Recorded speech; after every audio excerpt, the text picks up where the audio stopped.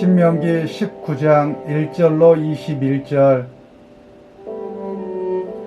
내 하나님 여호와께서 이 여러 민족을 멸절하시고 내 하나님 여호와께서 그 땅을 내게 주심으로 내가 그것을 받고 그들의 성읍과 가옥에 거주할 때에 내 하나님 여호와께서 내게 기업으로 주신 땅 가운데에서 새 성읍을 너를 위하여 구별하고 내 하나님 여호와께서 내게 기업으로 주시는 땅 전체를 새 구역으로 나누어 길을 닫고 모든 살인자를 그 성읍으로 도피하게 하라. 살인자가 그리로 도피하여 살만한 경우는 이러하니 곧 누구든지 본래 원한이 없이 부지 중에 그의 이웃을 죽인 일, 가령 사람이 그 이웃과 함께 벌목하러 삼림에 들어가서 손에 도끼를 들고 벌목하려고 찍을 때에 도끼가 자루에서 빠져 그의 이웃을 맞춰 그를 죽게 함과 같은 것이라. 이런 사람은 그 성읍 중 하나로 도피하여 생명을 보존할 것이니라. 그 사람이 그에게 본래 원한이 없으니 죽이기에 합당하지 아니하나 두렵건대 그 피를 보복하는 자의 마음에 복수심에 불타서 살인자를 비쫓는데 그 가는 길이 멀면 그를 따라잡아 죽일까 하노라. 그러므로 내가 네게 명령하기를 새 성읍을 너를 위하여 구별하라 하노라.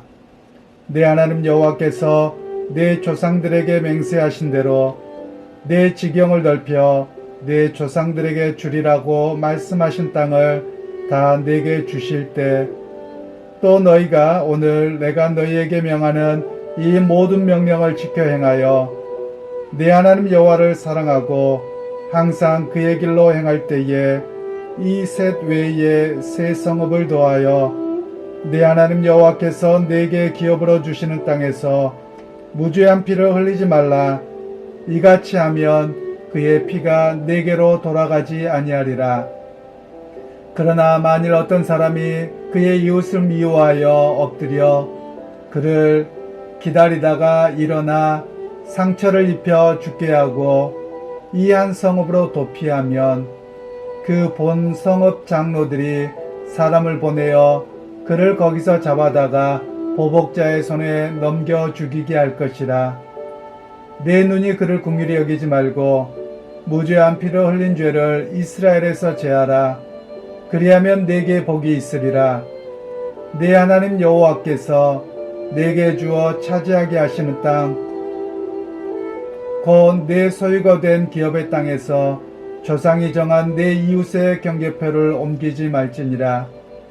사람의 모든 악에 관하여 또한 모든 죄에 관하여는 한 증인으로만 정할 것이 아니요 두 증인의 입으로나 또는 세 증인의 입으로 그 사건을 확정할 것이며, 만일 위증하는 자가 있어 어떤 사람이 악을 행하였다고 말하면 그 논쟁하는 쌍방이 같이 하나님 앞에 나아가 그 당시 제사장과 재판장 앞에 설 것이요 재판장은 자세히 조사하여 그 증인이 거짓 증거하여 그 형제를 거짓으로 모함한 것이 판명되면 그가 그의 형제에게 행하려고 꾀한 그때로 그에게 행하여 너희 중에서 악을 제하라. 그리하면 그 남은 자들이 듣고 두려워하여 다시는 그런 악을 너희 중에서 행하지 아니하리라. 내 눈이 긍휼히 여기지 말라. 생명에는 생명으로, 눈에는 눈으로, 이에는 이로, 손에는 손으로, 발에는 발로이니라. 오늘 말씀은 무죄한 피가 흐르지 않도록이라는 제목으로 함께 말씀을 나누겠습니다. 오늘 본문의 말씀은 하나님께서 이제 가나안 땅에 들어갔을 때 그들에게 6개의 도피성을 만들라고 하시는 말씀입니다.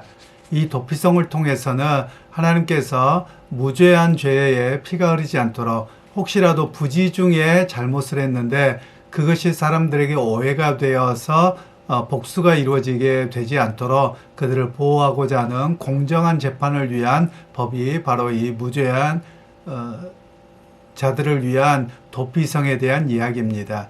도피성을 6개를 만들라고 하시는데요. 그 이유는 6개는 이스라엘 백성들이 요단강을 넘어가서 가나안 땅에 이르렀을 때와, 그리고 또 하나는 이제 에브라임 지파와 므낫세 반지파가 이 요단의 동편에 있었지요.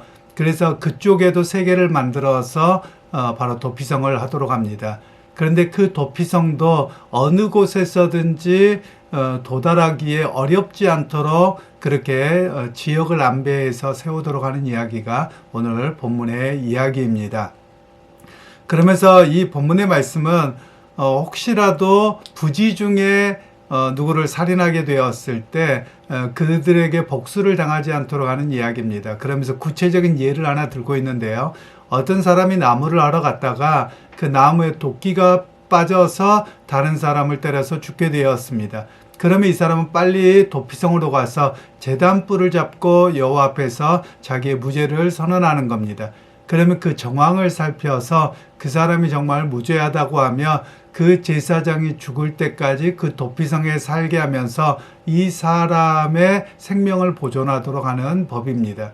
그런데 만일 이 사람이 의도적으로 그렇게 했다라고 하면 그것이 확인되면 그 사람을 끌어내어서 죽이도록 하는 이야기가 오늘 본문의 이야기입니다.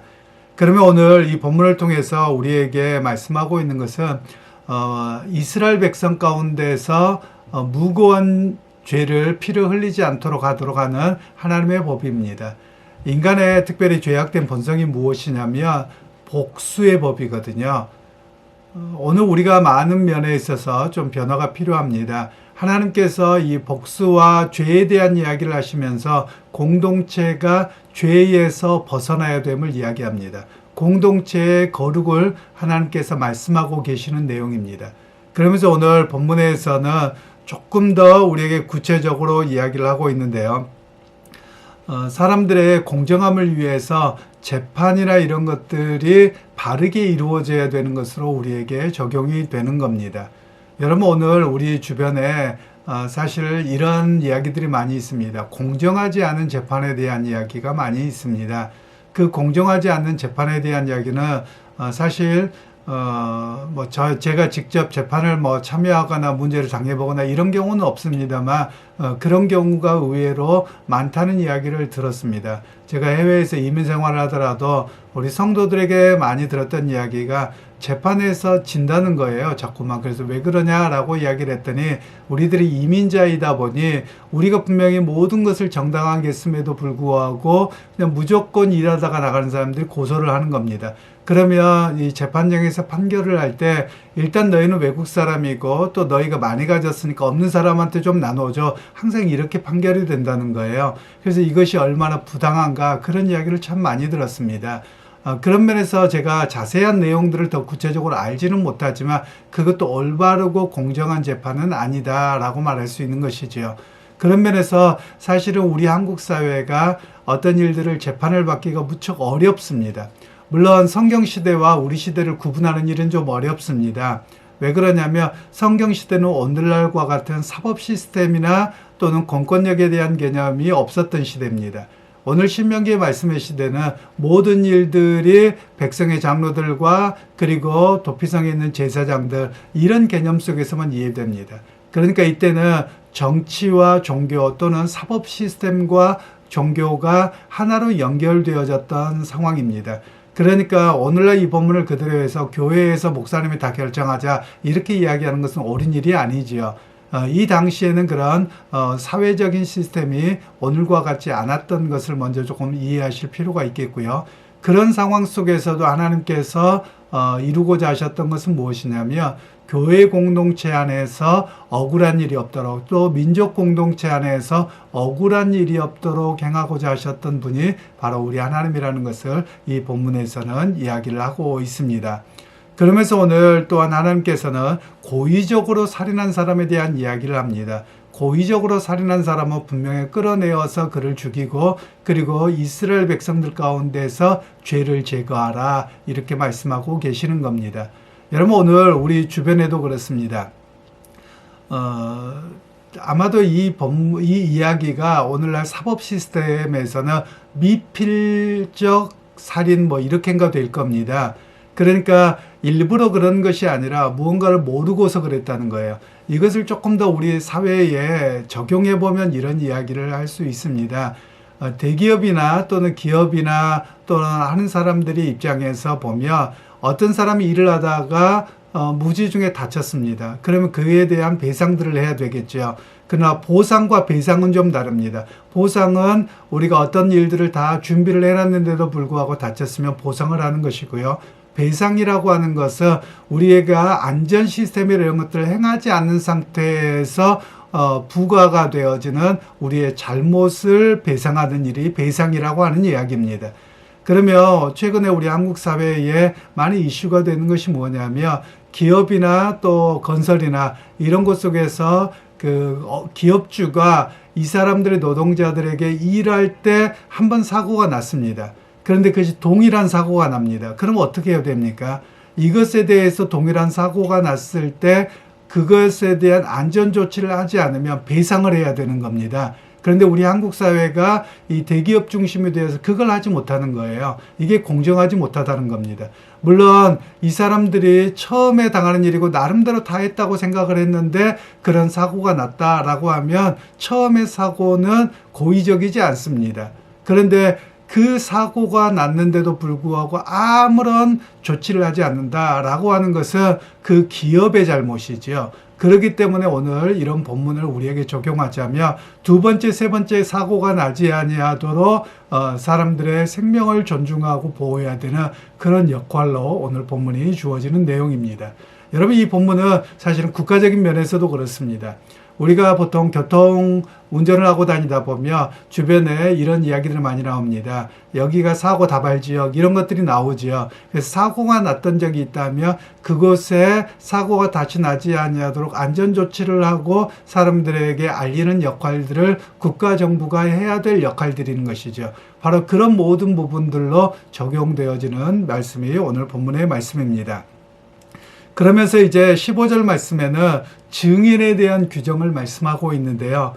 사람의 모든 왁에 관하여 또한 모든 죄에 관하여는 한 증인으로만 정할 것이 아니요 두 증인의 입으로나 또는 세 증인의 입으로 그 사건을 확정할 것이며 어떤 사람에 대한 문제가 생겼습니다. 그럼 누가 그렇다더라 라고 해서 고소하는 것으로 그치지 말고 그 사람이 정확한지에 대한 그 확증을 하고 확인을 한 이후에 판결을 하도록 하시는 말씀입니다.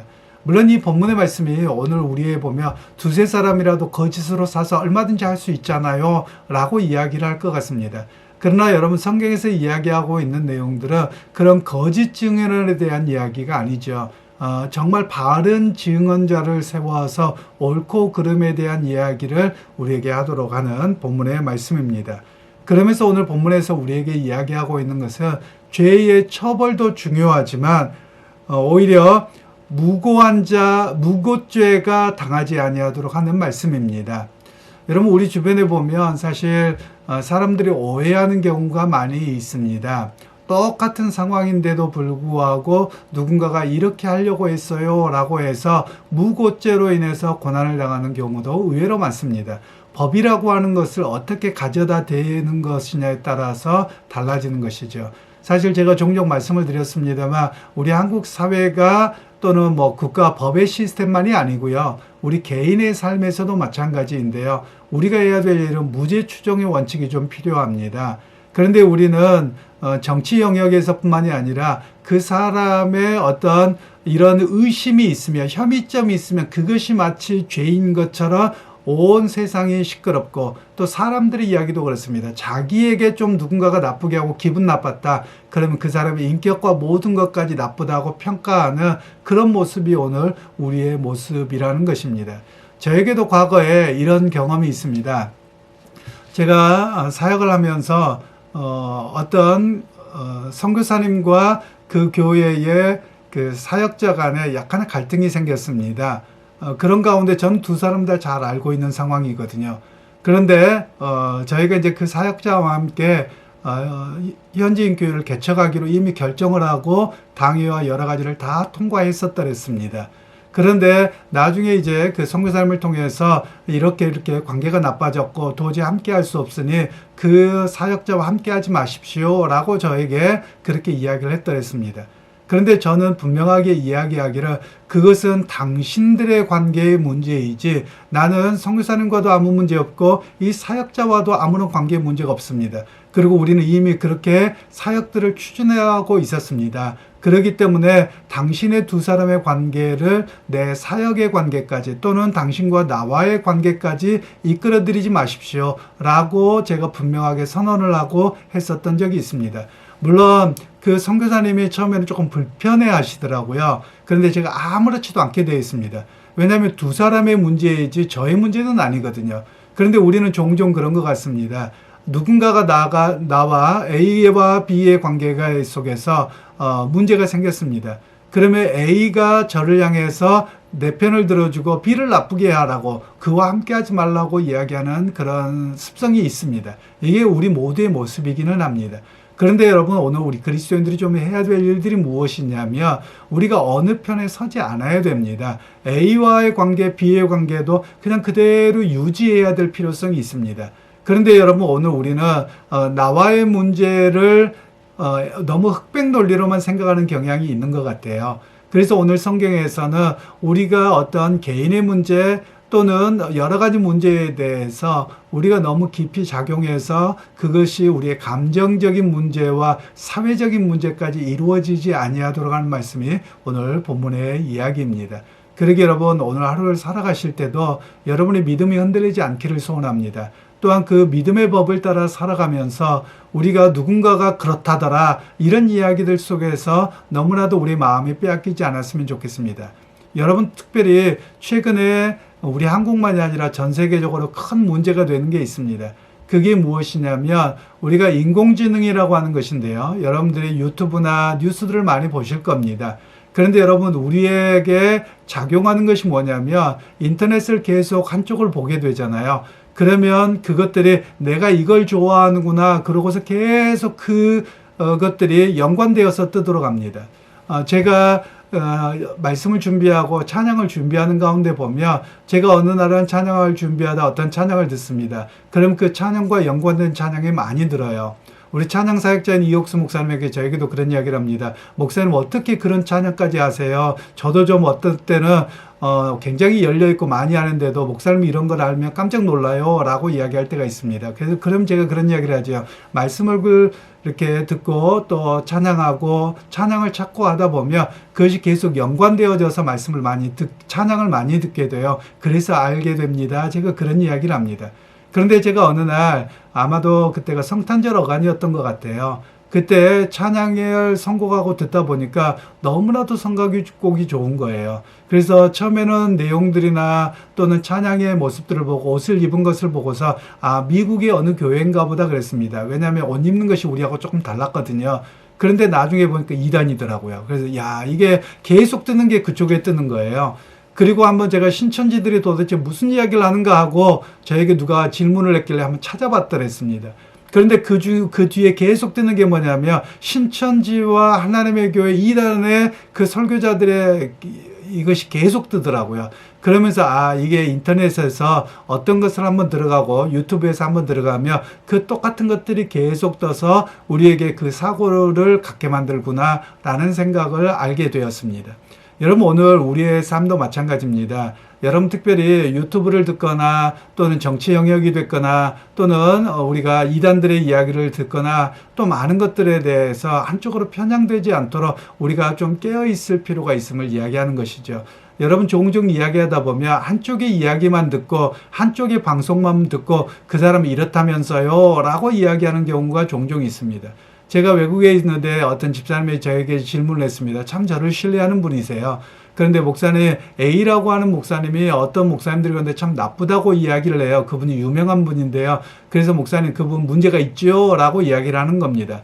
그런데 제가 그분을 개인적으로는 알지 못하지만 그분이 어떻게 사역에 오셨는지를 제가 알고 있거든요. 그리고 그분이 어떤 입장인가를 알고 있거든요. 그래서 그분 그런 분이 아니세요. 그분에 대해서 좀 불편해하는 분들이 계속 그분을 나쁘다고 이야기하는 거예요. 그래서 그분들에게 너무 편향돼서 이야기를 들으시면 안 돼요 라고 이야기를 드렸습니다. 그랬더니 그 집사님께서 하시는 말씀이, 목사님을 제가 신뢰하기 때문에 제가 그러면 그 목사님의 메시지도 잘 들어보고 나중에 이야기하겠습니다 라고 이야기를 하시더라고요. 그래서 나중에 그분의 메시지를 듣고 나서 하는 이야기가, 목사님 말씀대로 그분이 예를 들면 동성애나 뭐를 다 허용하자는 이야기가 아니더군요 라고 이야기를 하더라고요. 왜냐하면 그 목사님께서 이야기하셨던 것은 동성애가 옳다, 괜찮다 이런 이야기를 하는 것이 아니라 동성애자든 누구자든지 그리스도의 마음으로 그들을 품고 또 그들 가운데서 다시 회복되도록 해야 된다, 이런 메시지를 주셨거든요.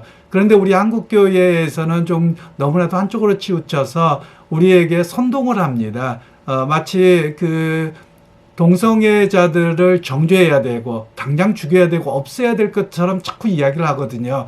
그러다 보니 또 그 목사님과 같이 오히려 그들도 불쌍한 영혼으로 바라보아야 되고 치료의 대상으로 바라보아야 되고 그들을 너무 비난하는 쪽으로 가지 말자, 이런 이야기를 하며 그냥 다 싸그리 이렇게 비난하는 그런 모습이 되어버렸던 겁니다. 여러분, 오늘 우리가 그런 면에서 좀 깨어 있어야 되고 열려 있어야 됩니다. 오늘 본문에서는 우리에게 말씀하는 내용이 너무나도 확증 판결로 인해서 남을 정죄하거나 비난하거나 이런 일들을 행하지 않아야 되는 그런 우리의 삶의 모습으로 이야기하는 것이죠. 그러게 여러분, 오늘 하루를 살아가시면서도 여러분의 믿음에서 흔들리지 않기를 소원하고요. 또 우리 안에 또 우리 주변에서 주어지는 수많은 이야기들에 속지 않고 우리가 좀 더 건강하고 바르고 정당한 생각 속에서 살아가는 그런 오늘 하루가 되시기를 주님의 이름으로 축원합니다.